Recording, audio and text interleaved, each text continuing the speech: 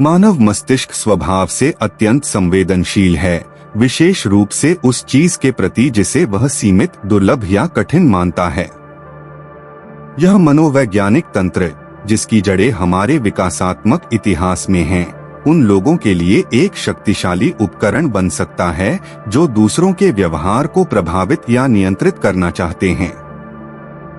इसी संदर्भ में कमी एक शक्तिशाली मानसिक हेरफेर का साधन बन जाती है। यह वास्तविक होने की जरूरत नहीं रखती, केवल ऐसा प्रतीत होना ही पर्याप्त है। जब हम किसी चीज को दुर्लभ मान लेते हैं तो हम स्वतः ही उसे अधिक मूल्यवान समझने लगते हैं, भले ही उसकी वास्तविक उपयोगिता में कोई बदलाव न आया हो।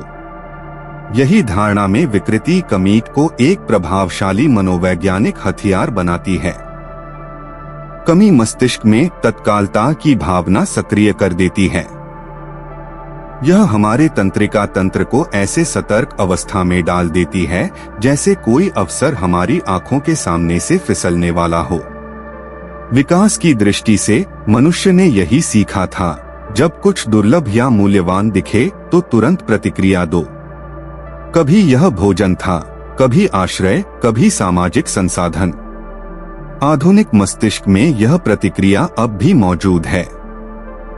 फर्क बस इतना है कि अब यह वास्तविक खतरे से नहीं बल्कि कृत्रिम संकेतों से सक्रिय होती है। सीमित ऑफर, विशेष निमंत्रण या कोई रिश्ता जो खोने की धमकी दे रहा हो।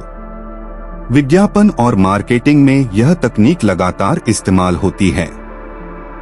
वाक्यांश जैसे आखिरी यूनिटें बची हैं, सीमित सीटें, सिर्फ आज या केवल पहले कुछ के लिए जानबूझकर बनाए जाते हैं ताकि कृत्रिम कमी की भावना उत्पन्न की जा सके। चाहे वस्तु साधारण ही क्यों न हो, उसका दुर्लभ दिखना ही लोगों के व्यवहार को बदल देता है। वे जल्दबाजी में निर्णय लेते हैं, सोचने का समय नहीं देते, क्योंकि हिचकिचाहट अब हानि जैसी लगती है। इस भावनात्मक जल्दबाजी में वे अक्सर यह नहीं समझ पाते कि उन्हें वास्तव में उस चीज की जरूरत है या नहीं। यह हेरफेर झूठ पर नहीं बल्कि तत्कालता के निर्माण पर आधारित है, जो तार्किक सोच को निष्क्रिय कर देता है। लेकिन कमी का उपयोग केवल उपभोग तक सीमित नहीं है। व्यक्तिगत संबंधों में भी यही सिद्धांत प्रयोग होता है। कोई व्यक्ति जानबूझकर भावनात्मक रूप से अनुपलब्ध, रहस्यमय या दुर्लभ बन सकता है ताकि दूसरे में इच्छा, असुरक्षा या समर्पण पैदा हो। वह व्यक्ति जो हमेशा व्यस्त, कभी कभी उपस्थित या समझ से परे है, अक्सर दूसरे को भावनात्मक रूप से बांध लेता है क्योंकि उसका स्नेह दुर्लभ प्रतीत होता है। परिणामस्वरूप दूसरा व्यक्ति अधिक प्रयास करता है, अधिक चिंतित होता है और अंततः निर्भर हो जाता है। कमी का उपयोग निर्णयों को नियंत्रित करने में भी होता है, विशेषकर हानि के भय के माध्यम से। जब कोई कहता है यह तुम्हारा आखिरी मौका है या अब निकले तो वापसी नहीं होगी, वह सीधे हमारे अवचेतन पर दबाव डाल रहा होता है। मनोविज्ञान में इसे कहा जाता है, जिसका अध्ययन डेनियल काहनमैन और अमोस टवर्स्की ने किया था। उन्होंने दिखाया कि किसी चीज को खोने का डर उसी चीज को पाने की खुशी से लगभग 2 गुना अधिक शक्तिशाली होता है। यानी जब हम सोचते हैं कि कुछ छिनने वाला है तो हम उसे बचाने के लिए कहीं अधिक तेजी और अंधेपन से कार्य करते हैं। सामाजिक संदर्भ में भी कमी का प्रयोग नियंत्रण के लिए किया जाता है।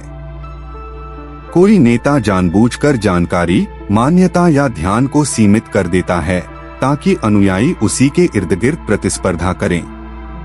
यह आपसी प्रतिद्वंद्विता पैदा करता है और समूह को विभाजित रखता है।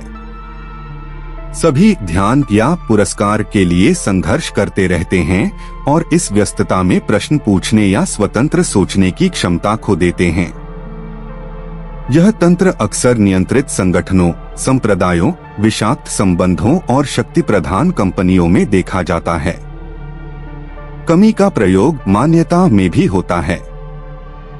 कोई व्यक्ति जो सराहना या स्नेह को बहुत सीमित मात्रा में देता है, केवल तब जब उसे लाभ हो। वह दूसरे को मानसिक रूप से प्रशिक्षित कर रहा होता है। यह उदारता नहीं बल्कि गणना है। वह जानता है कि उसकी सीमित स्वीकृति दूसरे में लालसा और निर्भरता उत्पन्न करती है। यह कहलाता है एक अनिश्चित इनाम का पैटर्न जो जानवरों पर किए गए प्रयोगों में भी देखा गया। जब इनाम कब मिलेगा यह तय न हो तो व्यवहार और भी अधिक बाध्यकारी हो जाता है। कमी का यह प्रभाव विचारों और विश्वासों पर भी लागू होता है। जब कोई विचार प्रतिबंधित सत्य, गुप्त ज्ञान या केवल चुने हुए लोगों के लिए के रूप में प्रस्तुत किया जाता है तो वह स्वतः ही अधिक आकर्षक लगता है। मन दुर्लभता को विशेषाधिकार से जोड़ता है और विशेषाधिकार को मूल्य से। यही तकनीक साजिश सिद्धांतों, अतिवादी विचारधाराओं और पंथ नेताओं द्वारा प्रयोग की जाती है। केवल हम सच्चाई जानते हैं, यह वाक्य अनुयायियों में श्रेष्ठता और निष्ठा दोनों को जन्म देता है। कमी की सबसे बड़ी शक्ति उसके भावनात्मक स्वरूप में है। यह तर्क नहीं बल्कि भय से संवाद करती है। खोने का भय, पीछे रह जाने का भय, पर्याप्त न होने का भय। यही भय जल्दबाज निर्णयों को जन्म देता है और आलोचनात्मक सोच को दबा देता है।